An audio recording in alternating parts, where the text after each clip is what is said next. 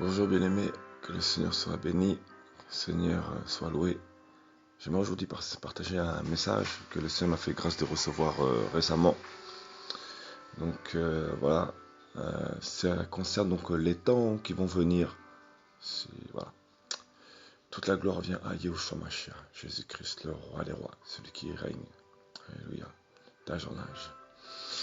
Je vais commencer par le chapitre 16 du livre d'Exode.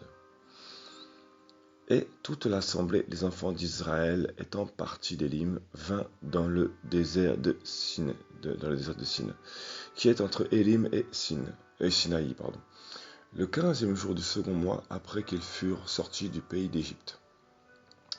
Et toute l'assemblée des enfants d'Israël murmura dans ce désert contre Moïse et Aaron. Et les enfants d'Israël dirent: Ah, pourquoi ne sommes-nous pas morts par la main de Yahweh dans le pays d'Égypte, quand nous étions assis près des pots de viande et que nous mangions du pain à satiété? Car vous nous avez amenés dans ce désert pour faire mourir de faim toute cette assemblée. Et Yahweh dit à Moïse: Voici, je vais vous faire pleuvoir du pain pour vous depuis le ciel. Le peuple sortira et recueillera la chose jour par jour. Ainsi, je le mettrai à l'épreuve et je verrai s'il marche ou non dans ma Torah. Mais qu'ils apprêtent au 6e jour ce qu'ils auront apporté et qu'il y ait le double de ce qu'ils recueilleront chaque jour. Voilà. Alors, le Seigneur m'a vraiment interpellé sur ce passage. J'aurais pu tout lire, pas tout le chapitre, mais en grande partie, mais non. Voilà, c'est vraiment sur ce passage que le Seigneur m'a interpellé. Alors, on voit déjà premièrement que l'ingratitude, on va dire, du peuple, où dit: Ah, pourquoi ne sommes-nous, verset 3, les enfants d'Israël leur dirent: Ah, pourquoi ne sommes-nous pas morts par la main de Yahweh dans le pays d'Égypte, quand nous étions assis près des pots de viande et que nous mangeons du pain à satiété? Voilà, car vous nous avez amenés dans ce désert pour faire périr de faim toute cette assemblée. Déjà là, Yahweh, ils étaient bien contents quand ils ont été arrachés des mains des Égyptiens. Et puis juste après, voilà. Donc, ils accusent limite Yahweh d'être un meurtrier, quoi. C'est sympa. Donc, bref. Donc, là où le Seigneur m'a vraiment interpellé, c'est au verset 4. Et Yahweh dit à Moïse: Voici, je vais vous faire pleuvoir du pain pour vous depuis le ciel. Le peuple sortira et recueillera la chose jour par jour. Jour par jour. Ainsi je le mettrai à l'épreuve et je verrai s'il marche ou non dans ma Torah.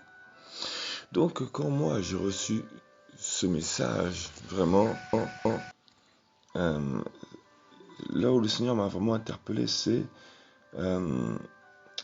qu'il recueillera la chose jour par jour. Donc la nourriture, voilà, la nourriture jour par jour. Et il y a une parole que le Seigneur dit que à chaque jour suffit sa peine. Et d'ailleurs, même dans la prière du Notre Père, il dit: Donne-nous notre pain de ce jour, ou alors donne-nous aujourd'hui notre pain quotidien. Donc, premièrement, à chaque jour suffit sa peine. C'est-à-dire que le salut, excusez-moi, c'est une affaire de joie pour l'espérance pour aller au ciel, mais c'est une affaire de peine parce que la charge est lourde à porter. Yahushua, il n'est pas seulement l'alpha et l'oméga, il est également l'aleph et le tav. Et l'aleph, c'est l'image du sacrifice, la symbolique, c'est le bœuf. Et l'aleph, voilà. Et le tav, c'est le signe, la marque, la croix. Voilà, quoi, c'est la signature. Voilà, donc une fois qu'on est signé, une fois qu'on a ce signe, qu'on a cette marque, et la croix, c'est une charge. Et donc, la croix, c'est un fardeau qui est lourd à porter, pour aller jusqu'à perdre sa propre vie. Voilà, c'est difficile. Donc à chaque jour suffit sa peine. Voilà, à chaque jour suffit sa peine. La seule espérance qui nous donne la joie, c'est d'aller au ciel un jour. Voilà. Vraiment, c'est la seule espérance que l'on a lorsqu'on va au Christ, lorsqu'on est en Christ, c'est d'aller au ciel un jour. C'est notre objectif, notre but, c'est d'aller au ciel un jour. Voilà, c'est d'aller rejoindre le Père un jour. Voilà, le royaume, quoi. le royaume céleste. Et voilà, et donc c'est une peine sur terre parce qu'on a vraiment la charge de la chair, la charge de ce corps, la charge de la mission que le Seigneur nous a donnée, etc., etc., etc. Voilà, et voilà, on doit comprendre ce qu'on doit faire chaque jour, jour après jour.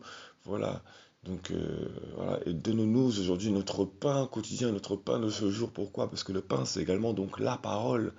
Et on est bien d'accord que dans ce passage-là, hein, quand on parle je vais leur donner la nourriture, on parle de la manne. Dans Exode chapitre 16, il nous parle de la manne, bien évidemment. Hein. Ça nous parle de la manne. Donc voilà, et d'ailleurs on dit, mais d'ailleurs manne veut dire qu'est-ce que cela? Qu'est-ce que c'est? Qu'est-ce que cela? Voilà. Pourquoi? Parce qu'on se pose la question, parce que même Yahushua, qui est l'image de la manne, qui est la représentation de la manne qui vient du ciel, bah, même Yahushua, il est encore un mystère pour tout le monde. Nous savons qui il est, parce qu'il est le Messie, il est le Marché, il est le Seigneur et le Sauveur, celui qui délivre. Voilà, hein. Voilà, il est Yeshua, Yeshua, celui le Sauveur qui délivre, mais il est Yehoshua. Voilà, hein. Voilà, c'est, pardon Seigneur. Il est le Yod, quoi. Il est la main, la puissance, il est le pouvoir. Il est le Hé, le Hé, la louange, le souffle. Donc il est celui qui nous donne la louange, celui qui inspire notre louange. Il est celui qui est le souffle qui nous fait marcher, qui nous fait courir dans ce parcours difficile. Il est, il est le Yah, quoi, le Yasha. Il est voilà, le Yeshua, quoi. Voilà, voilà donc voilà. Yehoshua. Voilà, tout simplement. Voilà, alléluia, le Mashiach. Et donc, il est cette manne qui se fait découvrir à nous, tout simplement au travers des circonstances, des événements, au travers du temps. Voilà, alléluia. Et donc, voilà. Donc, il est cette manne donc, qui se fait découvrir à nous. Et donc, on dit, mais qu'est-ce que cela?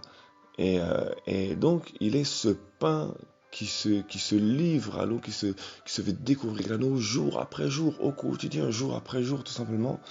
Et voilà, donc pour ça, il nous dit, le peuple sortira et recueillera la chose jour par jour, parce que à chaque jour suffit sa peine, chaque jour est un fardeau, chaque jour nous avons la charge de rechercher sa parole, de le rechercher, nous nous remettons en question. Alors oui, bah, on vit tous la même chose, hein, dans ces temps encore de plus en plus difficiles, il est bien évident que c'est difficile, on a des lourds combats, hein, voilà, hein. Voilà, voilà, je suis le premier à lutter, hein, voilà. Voilà, voilà. Donc vraiment, chaque jour c'est un combat, c'est un fardeau, une charge à porter. Mais le Seigneur nous fait grâce, le Seigneur se sacrifie pour nous. Parce qu'il a dit, je leur ai fait connaître ton nom et je leur ferai connaître ton nom. C'est-à-dire qu'il a accompli sa mission sur terre et il continuera à l'accomplir jusqu'à la fin du monde. Parce qu'il a dit, je suis avec vous jusqu'à la fin du monde. Et il connaît notre misère, c'est-à-dire notre difficulté, quoi. Voilà, donc c'est pas facile. Voilà. Donc le peuple sortira et recueillera la chose jour par jour. Donc ça veut dire que jour par jour, c'est-à-dire la manne, donc cette parole qui est un mystère, donc jour après jour, jour par jour, le jour pour le jour, le jour pour son jour, il nous fait connaître sa parole. Et voilà, donc chaque jour nous devons rechercher sa parole. Voilà. Et ensuite, j'appuie dessus, hein, pour que chaque personne comprenne bien voilà, le message également. Ainsi, je le mettrai à l'épreuve. Je le mettrai à l'épreuve. Et je verrai s'il marche ou non dans ma Torah. Ça veut dire que jour après jour, eh ben, le Seigneur comprend. Il y a des personnes, parfois, on a vraiment du mal. On vit dans des temps de pression où vraiment, il y a des fois, on n'arrive vraiment pas à lire la parole. Et voilà, et parfois c'est lui-même qui nous parle, c'est lui-même qui nous fortifie, parce qu'il sait qu'on veut combattre, il sait que la chair parfois elle prend le dessus, et on vient en combat acharné pour combattre notre chair, il le sait. Voilà, donc faut pas se sentir condamné, faut pas se condamner, le Seigneur nous connaît, il connaît nos faiblesses, il est là pour nous relever, pour nous dire, ne t'inquiète pas, je sais que parfois ta chair va prendre le dessus, mais je suis avec toi, je connais tes difficultés, je connais tes épreuves, tu es éprouvé, c'est pour te montrer que tu es faible sans moi, et que je suis ta force, c'est moi ta force. Voilà. Et voilà, waouh, c'est difficile, hein, surtout dans ces temps. Un jour, pardon, je le mettrai à l'épreuve. Je le mettrai à l'épreuve, voilà. Et je verrai, pardon, je précise, il dit je le mettrai à l'épreuve. La parole nous déclare également que le Seigneur n'éprouve personne. mais c'est-à-dire que dans notre état charnel, physique, avec une enveloppe charnelle, une enveloppe faite de chair, eh ben, les démons ne sont pas au service d'Elohim. Cependant, il permet. Donc oui, quelque part, il nous éprouve, quelque part. Il laisse faire pour qu'on soit éprouvé. Donc c'est lui qui permet. Donc il n'éprouve pas. Mais il se sert du monde démoniaque afin qu'on soit éprouvé. Il laisse le monde démoniaque faire. Donc c'est lui qui permet. Donc quelque part, c'est un peu lui qui laisse ses épreuves. Moi, c'est lui qui laisse ses épreuves. Parce qu'au moment opportun, il met sa main et dit, c'est bon, maintenant, laissez-le. Voilà, il élève sa voix et là, et, les tempêtes fuient, les tempêtes, elles s'estompent. Voilà. Parce qu'il y en a, malheureusement, ils n'ont pas cette connaissance. Je veux dire que ils ne comprennent pas encore ces choses. Il y en a, donc il faut vraiment le dire quand même. Voilà. Si ça peut fortifier certains et éclairer certains. Ainsi, je le mettrai à l'épreuve et je verrai s'il marche ou non dans ma Torah. Voilà, donc qu'ils prennent donc cette manne, hein, cette nourriture, jour par jour. Voilà. Ainsi, ainsi, je les mettrai à l'épreuve et je verrai s'il marche ou non dans ma Torah. C'est-à-dire que en se nourrissant de cette parole, et ben, en comprenant sa parole le jour pour le jour après jour, le jour après, enfin, voilà, jour après jour, et ben, on va comprendre son langage, tout simplement. Voilà. Mais il faut se nourrir de sa parole, il faut se nourrir pas seulement de sa parole, de la parole. C'est pour ça que je disais qu'il y en a, il ne faut pas qu'ils se sentent condamnés s'ils n'arrivent pas forcément à lire la parole, tellement ils sont oppressés, même s'il faut lutter contre la chair. Il y en a, le Seigneur les connaît, il sait déjà. La parole, c'est-à-dire que il va te parler dans ton cœur. C'est ça aussi la parole. Bien évidemment, je parle pour les personnes vraiment qui ont vraiment des grandes difficultés et pourtant qui aiment le Seigneur, qui craignent le Seigneur, qui luttent pour combattre le péché. Bien évidemment, on n'est pas là pour inciter les gens à ne pas lire la parole. Non, il faut vivre la parole. Il faut la lire, bien évidemment. Mais parfois, on n'arrive pas forcément et certains le vivent. Et voilà, voilà. L'essentiel, c'est d'écouter le Seigneur. C'est vraiment de combattre le péché. Le Seigneur connaît leur cœur. Voilà, tout simplement. Voilà, mais il faut vraiment se nourrir de la parole, c'est très important, parce que c'est elle qui nous éclaire, c'est elle qui est notre lampe, c'est elle vraiment qui est notre lumière pour être éclairé. Voilà, alléluia. Voilà. Mais, mais qu'au sixième jour, pardon, mais qu'ils apprêtent au sixième jour ce qu'ils auront apporté, et qu'il y ait le double de ce qu'ils recueilleront chaque jour. Voilà. Mais qu'ils apprêtent au sixième jour ce qu'ils auront apporté. Voilà. Et qu'il y ait le double de ce qu'ils recueilleront chaque jour. Voilà. Donc je répète encore bien, et même pour moi, parce qu'il faut bien que, pour que le message soit bien dit, mais qu'ils apprêtent au sixième jour ce qu'ils auront apporté. Voilà. Voilà. Et qu'ils y aient le double. Donc ça veut dire que le sixième jour, ils doivent conserver la nourriture, ce qu'ils ont apporté, et qu'ils prennent le double, voilà, des autres jours. Pourquoi? Parce que le septième jour, eh ben, c'est le jour du Shabbat. Voilà, c'est le jour du repos. Et bah, dans ce passage-là, le Seigneur me faisait comprendre que, que je ne dirais pas qu'on est dans un temps prophétique où c'est le sixième jour, malgré que je pense que c'est vraiment ça le message. Voilà, on est vraiment dans le sixième jour, prophétiquement devant le Seigneur, je pense. J'ai dit bien, je pense que le Seigneur vraiment confirme et cherchez vous-même, consultez le Seigneur, parce que moi-même, je pense l'avoir reçu comme ça, vraiment. Et, Et, euh, et voilà, donc de toute manière, tout est prophétique, hein, donc voilà, pas chercher loin. Voilà. Mais c'est juste pour dire vraiment que, euh, désolé si parfois je suis un peu hésitant dans mes paroles, dans mes propos, c'est pour ne pas prononcer n'importe quoi, tout simplement. Voilà, c'est un message qui parle du Seigneur, donc on n'est pas là pour dire n'importe quoi. Donc on fait attention à ce qu'on va dire, voilà, pour ne pas propager n'importe quoi. Donc voilà, donc ce qu'il demande en fait tout simplement dans ces temps de désert qui vont venir, c'est vraiment que il y a des personnes, elles vont recevoir et elles ont déjà commencé à recevoir des paroles. Et c'est pas forcément pour aujourd'hui, c'est pas forcément pour maintenant. Donc parfois, on va vivre des choses, on va avoir des paroles que les gens ne pourront pas comprendre. Les gens ne pourront pas comprendre parce que c'est pas encore le temps. Voilà, c'est pas encore le temps. Et Et d'ailleurs, je pense même d'ailleurs que ce message-là, il interviendra beaucoup dans un certain temps, que les gens comprendront. Voilà. Euh, voilà, il y a des âmes en fait qui veulent servir le Seigneur tout de suite, parce qu'elles le reçoivent, et elles se sentent incompris.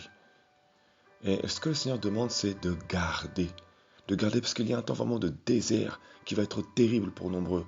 Un temps vraiment de désert, autant sécheresse, autant spirituelle qui a déjà commencé, hein. Voilà, une sécheresse spirituelle, on voit déjà dans les assemblées, la plupart des assemblées, c'est le désert, quoi. Les gens sont morts, les gens, ils sont asséchés. Voilà pourquoi les assemblées ont commencé à fermer et qu'elles vont encore fermer. Parce que c'est le désert, c'est sec, il n'y a plus rien. Voilà, un désert financier va venir, ça va être difficile. Voilà, ça a déjà commencé, bref. Et le Seigneur est en train de nourrir une armée avec une double portion. Il y a déjà certaines personnes qui ont déjà parlé de ça, hein, déjà.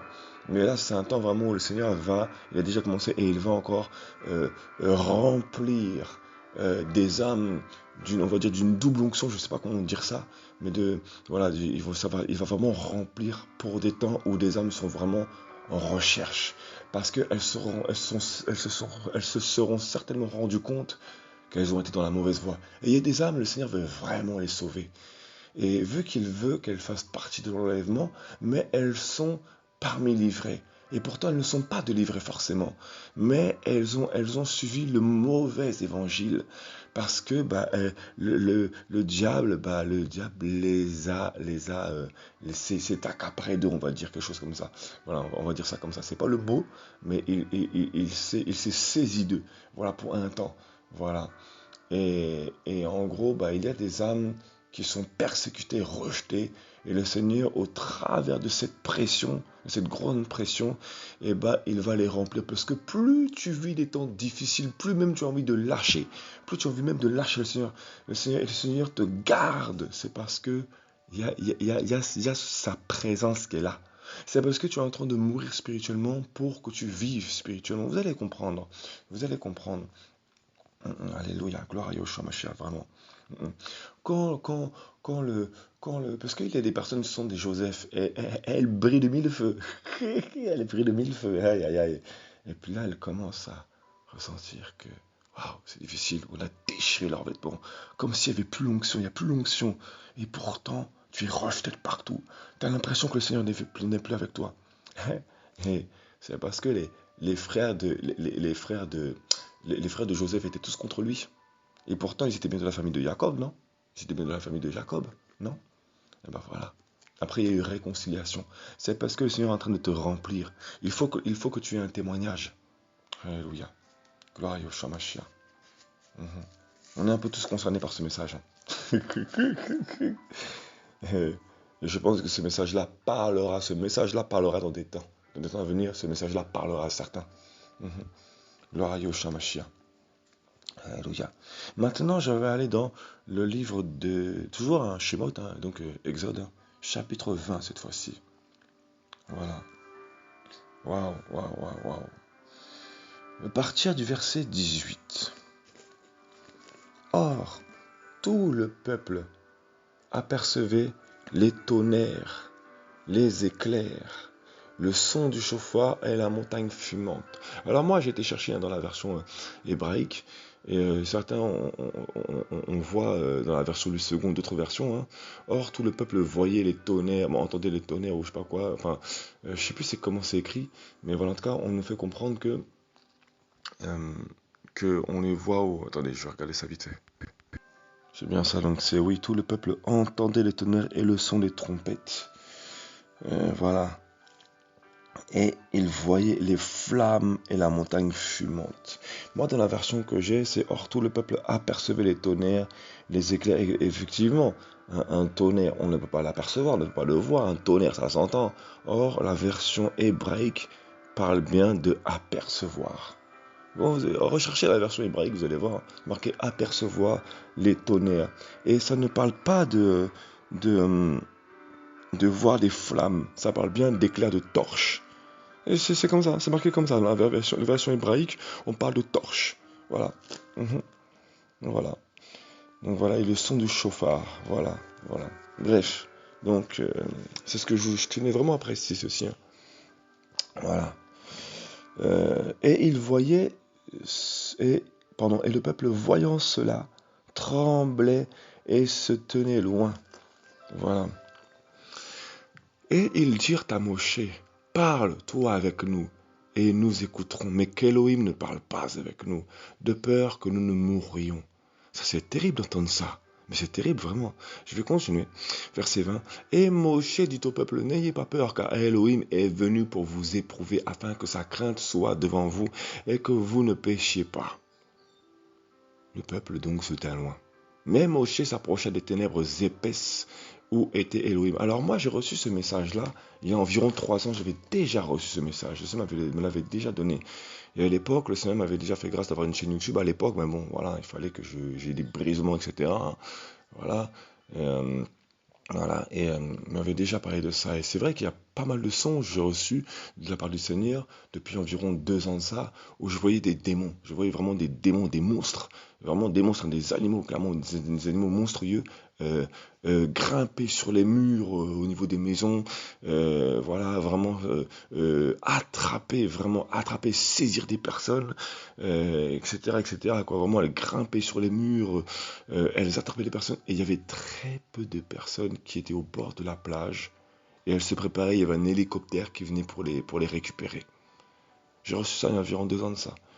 Voilà. Et là, environ 2 ans de ça également, 2 ou 3 ans de ça également, je me voyais dans un songe, je le partage aujourd'hui, hein. J'ai reçu un songe également où je voyais la Guadeloupe, et je voyais la Guadeloupe, il n'y avait plus rien. Mais quand je dis qu'il y avait vraiment plus rien, il n'y avait vraiment plus rien. Je crois que je l'ai jamais encore partagé ce songe. Mais il faut que je le partage. Comme ça, moi, ça sera également un témoignage. Parce que beaucoup se moquent des personnes qui reçoivent des choses. Mais vous verrez un peu. C'est pas pour maudire le lieu, loin de là. Mais c'est afin que le peuple soit averti. Et afin que le peuple également prie pour ce lieu. Voilà. Comment dire? Voilà, j'avais vu un songe où j'avais vu que la Guadeloupe était sous l'eau. Tout le peuple était sous l'eau. Tout le peuple était sous l'eau. Et euh, et ensuite, j'ai vu un pasteur venir. D'ailleurs, j'ai revu ce pasteur quelques jours après. J'ai compris c'était qui. J'ai fait d'accord, Seigneur, j'ai compris. Enfin bref, je vais pas tout dire. Voilà, c'est inutile. Mais en tout cas, je me suis rendu compte que au loin, j'ai vu, alors que la Guadeloupe était déjà sous l'eau, hein. Voilà, tout le peuple était sous l'eau. Donc voilà, donc ça veut dire que le peuple était vraiment inondé par la séduction. Vraiment, voilà, voilà. Et donc le Seigneur m'a permis de voir au loin comme plusieurs fils de tornades, parce que c'était de tornades, pardon, comme des mini-ouragans, mais il y avait environ 5, 6. Et genre l'atmosphère du ciel était vraiment sombre. C'était pas noir, mais c'était gris, gris, gris. Et j'ai vu, ouh lolo, c'est pas du tout bon ça, ce qui arrive là. Et d'un coup, je reviens au niveau de l'endroit où j'étais, parce que genre, je m'étais écarté de 10, 15 mètres. Je reviens donc au bord de l'eau où j'étais, et d'ailleurs, le Seigneur m'a montré que le pasteur avec qui j'avais dialogué, en fait, il m'avait montré qu'il parlait en langue, et en fait, je l'avais vu torse nu. Je me suis rendu compte, il était vraiment distrait. Je me suis rendu compte en fait des choses qui se passaient, quoi. Je me suis rendu compte en fait que ce pasteur, malheureusement, bah, c'était sa nudité. Il était nu devant le Seigneur. Il parlait en langue en apparence, mais devant le Seigneur, il était nu. Voilà. Et il a même pas prêté attention à l'atmosphère qu'il avait dans le ciel. C'est moi qui l'ai vu. Et le Seigneur m'a fait vraiment montrer. Et je pense que c'est vraiment l'état des pasteurs il y a deux environ quand j'ai reçu ce songe, quoi. Vraiment, voilà. D'où aujourd'hui, l'état actuel, hein, des assemblées, hein. Vraiment, et de toute façon, on est plein à l'avoir reçu, ça, hein. Et, euh, et ensuite, je suis retourné donc à la base où le songe avait commencé, à l'endroit où j'étais, et j'ai vu des bateaux comme des navires anciens, des navires du temps, des pirates des temps anciens, quoi. Et j'ai vu plein de débris de bateaux qui flottaient dans l'eau. Et je voyais comme des missiles être projetés, quoi, projetés contre là où j'étais. Voilà. Et j'ai fait waouh. Et l'atmosphère était vraiment apocalyptique, quoi. J'ai fait waouh, c'est terrible. Voilà. Donc c'était vraiment une parenthèse, un peu longue, mais une parenthèse que je voulais vraiment placer voilà, pour dire, hein, parce qu'on n'arrête pas d'avertir, mais personne ne veut entendre, personne ne veut écouter, jusqu'au jour où vous verrez, hein. Voilà, on ne souhaite pas le mal, loin de là, mais c'est vraiment pour avertir. Voilà, les âmes ne veulent pas partager au lieu de partager afin que le peuple soit averti. On garde ça pour nous au lieu de partager que le peuple soit vraiment averti et vraiment de prendre conscience. Mais vous verrez autant vous voulez, autant que le Seigneur a voulu, vous verrez, hein. On a averti, hein. On n'est pas là pour avoir des likes, des abonnements. On n'est pas sur un forfait SFR abonnement, des abonnements. On n'est pas là pour être youtubeur. On parle, c'est tout. On parle. Point barre. On peut même se désabonner, hein. Moi, je m'en fiche. Moi, personnellement, ça me donne pas un salaire, hein. Personnellement, moi, je suis pas vendeur chez SFR, excusez-moi, hein. Mais voilà, voilà. Donc, voilà. C'est un message qu'on donne, c'est tout. C'est pour la gloire de Yahushua Mashiach. Donc, je reprends le passage, donc, hein, où il dit donc, et il dit à Moshe, hein, verset Exode 20, verset 19, donc, il dit à Moshe, parle-toi avec nous. Pourquoi? Parce que lorsque le Seigneur parle, non, un son de tonnerre, un son de tonnerre, des éclairs, donc des torches, autrement dit également, le son du chauffard et la montagne fumante. Mais qu'on voit ça, mais le peuple lui perd, pourquoi? Et pourtant, pourtant, il y avait bien un homme qui est rentré dedans, Moshe. Pourquoi? Parce que Moshe connaissait son Elohim, il connaissait Yahweh, il le connaissait. Voilà pourquoi Moshe a pu rentrer dedans. Parce qu'il avait l'oreille pour entendre. Et c'est pas tout le monde qui peut entendre. Voilà. Dans notre vie, parfois, ça va être la catastrophe. Voilà, il y aura comme des tonnerres dans le spirituel. Il y aura comme des éclairs. Il y a des choses, il y a des moments où le Seigneur va faire les choses pour nous éclairer. Il y aura des éclairs pour nous éclairer. Mais on va avoir peur. Voilà, on va entendre des sons de chauffard spirituellement. Se dire qu'il y a comme un bruit qu'on va entendre pour nous affoler. Enfin, bon, c'est des images que je donne, mais voilà. Et, le peuple, voyant cela, tremblait, se tenait loin. Et ils dirent à Moshe, parle, toi, avec nous, et nous écouterons. Mais qu'Elohim ne parle pas avec nous, de peur que nous ne mourions. Et quand le Seigneur nous fait comprendre ça, c'est-à-dire que il voulait même pas parler, il voulait pas qu'Elohim leur parle. Il voulait pas, c'est terrible ça, vraiment, non, c'est dangereux. Ne pas vouloir entendre Elohim parler, c'est très dangereux. Voilà, alors on va dire, oui, mais imaginons-nous à sa place, moi à leur place. Ben justement, c'est ça notre vie. Notre vie, c'est ça. Notre vie, parfois, c'est des secousses, exactement les mêmes choses. Des secousses. Pourquoi? Parce que lorsqu'il n'y a pas de secousse, eh ben, on n'arrive pas à se prosterner. Regardez bien, il a fallu un Covid, il a fallu des tempêtes, Irma et Maria, etc. pour que le peuple se prosterne, pour que le monde entier se prosterne. Il a fallu un Covid, il a fallu une pandémie pour que les gens prennent conscience. Il a fallu un confinement pour que les gens prennent conscience. Et les gens ne veulent pas entendre. Alors que le confinement, c'était un temps de Shabbat devant le Seigneur, c'était un temps de repos. Et bien c'est exactement ce que le Seigneur va prévoir. C'est exactement ce que le Seigneur va prévoir. Voilà. Ils dirent à Moshe, parle toi avec nous et nous écouterons. Mais qu'Elohim ne parle pas avec nous, c'est vraiment dangereux de dire ça. De peur que nous ne mourions. Et le Seigneur m'a fait comprendre, il m'avait déjà fait comprendre ça il y a un bon moment déjà. De peur que nous ne mourions, c'est la mort à soi-même. Parce que lorsque Elohim vient, et il y a des bruits, ça tremble de partout. Et c'est pour qu'on se remette en question, c'est pour qu'on se remette en réflexion de nous-mêmes. Voilà. C'est pour qu'on meure à nous-mêmes. C'est pour qu'on l'écoute. Parce que lorsqu'il vient, et ben voilà, donc dans nos vies, donc il y a des secousses et on se remet en question. Il vient éclairer nos cœurs. Sa parole vient éclairer nos cœurs. Et pour eux, pourquoi c'était comme des sons tels que les tonnerres, les éclairs, le son du chauffard, la montagne fumante, etc.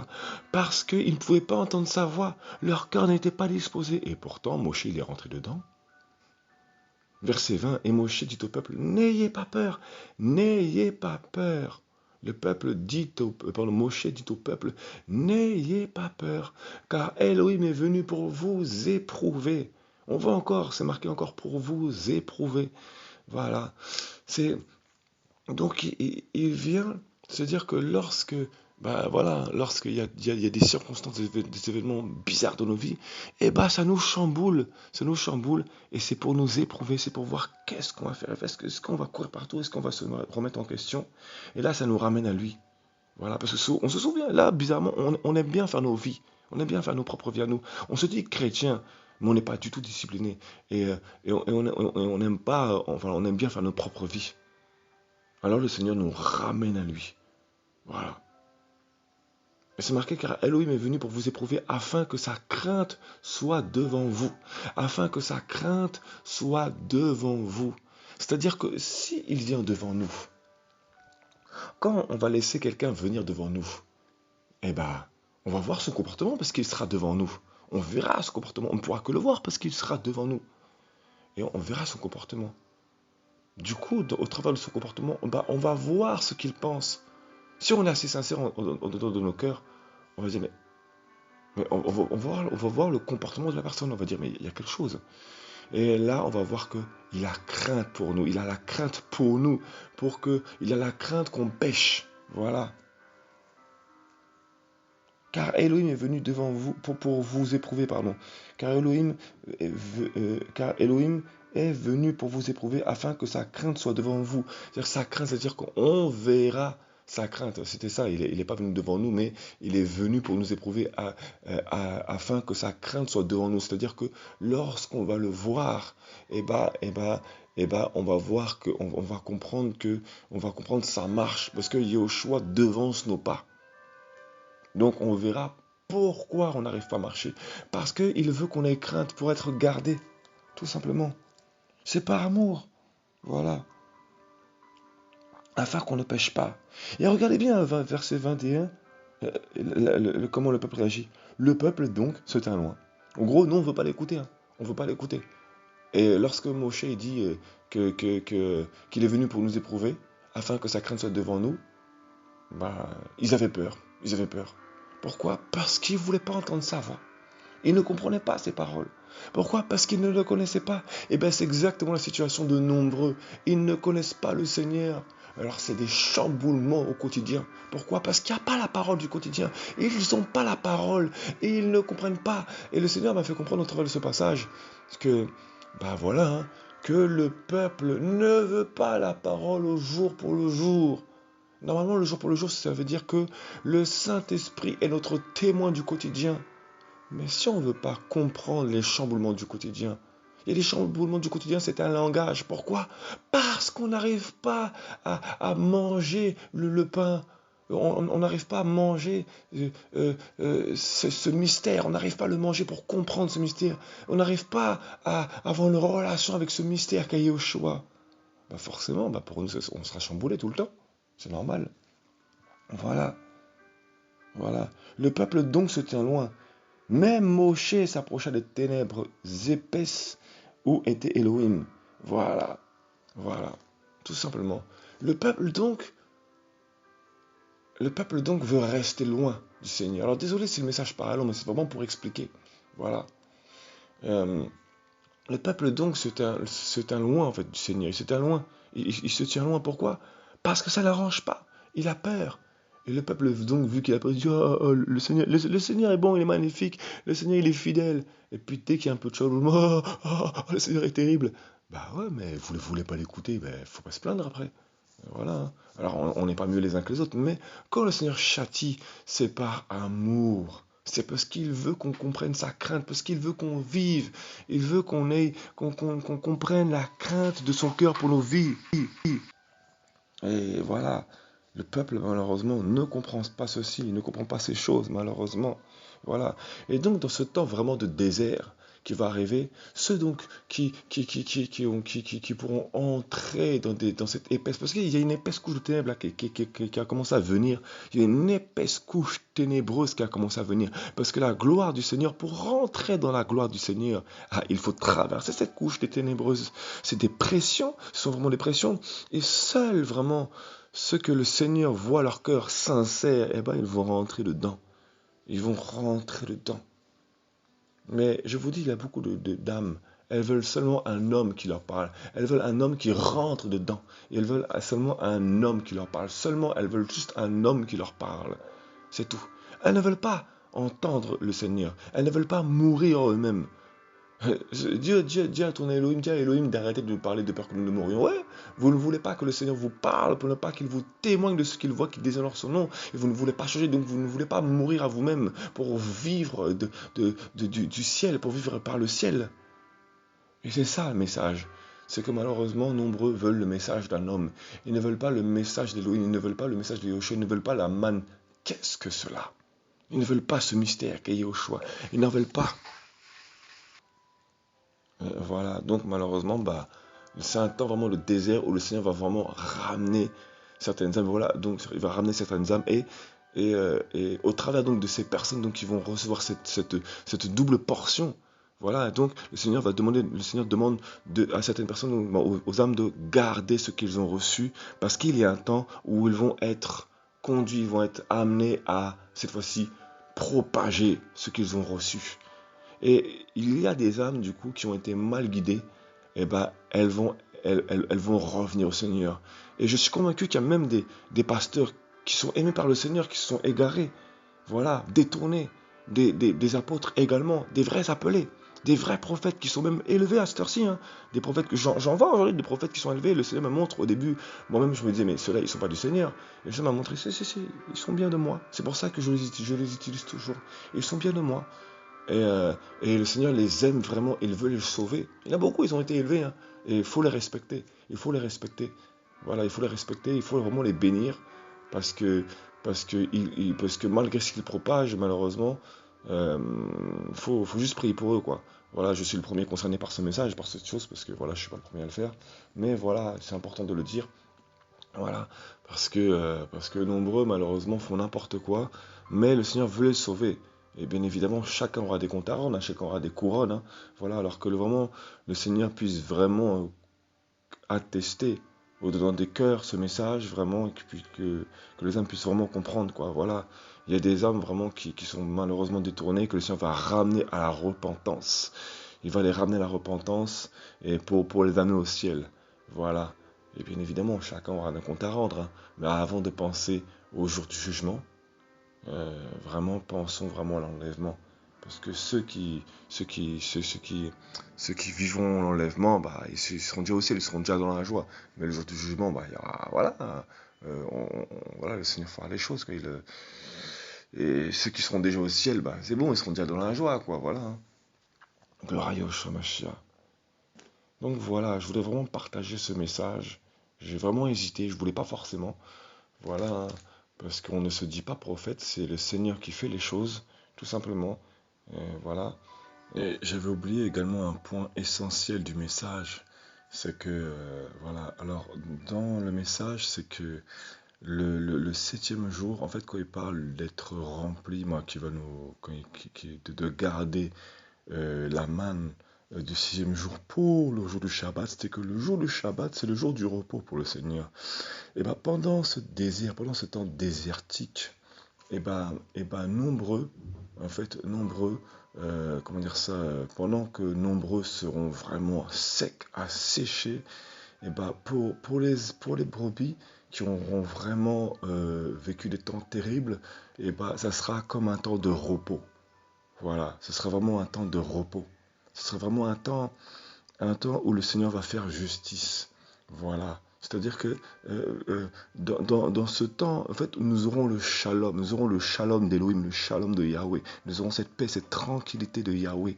Alors, bien évidemment, hein, je parle de tranquillité, c'est-à-dire que pendant que nombreux seront secoués, à cause du fait d'avoir été averti, d'avoir eu l'oreille attentive, d'avoir reçu l'oreille d'Elohim, le cœur d'Elohim, les yeux d'Elohim pour voir sa gloire, pour entendre sa parole, le cœur pour recevoir sa parole, et ben,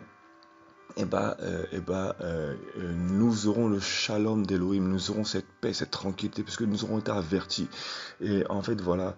Et donc, pendant ce septième jour, ce temps qui va venir, ce temps désertique, pendant que les âmes seront agitées, le Seigneur nous donnera cette paix. Tout simplement, le Seigneur fera justice. Voilà. Et voilà. Donc, je ne sais pas comment réellement, comment dire ça, pas, pas déclarer toutes ces choses, mais je veux dire, comment on dit ça déjà?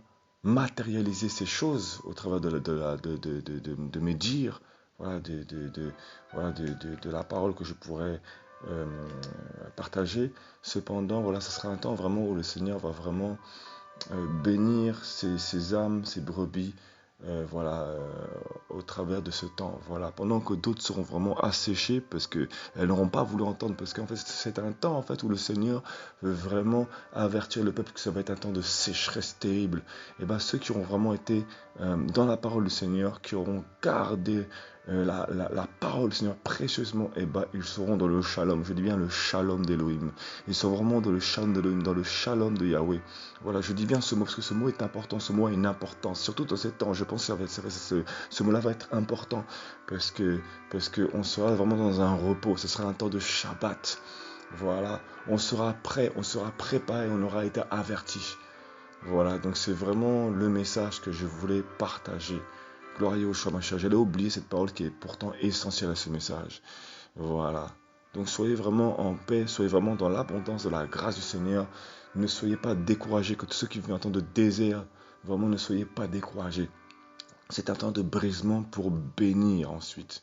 Voilà, ceux qui bien évidemment vivent dans une oppression terrible et qui cherchent la face très loin du Seigneur. Voilà, vous serez des bénédictions pour les temps à venir. Vraiment. Wow. Gloire à Yoshua Mashiach. Voilà ce que je tenais à partager. Béni soit le Seigneur.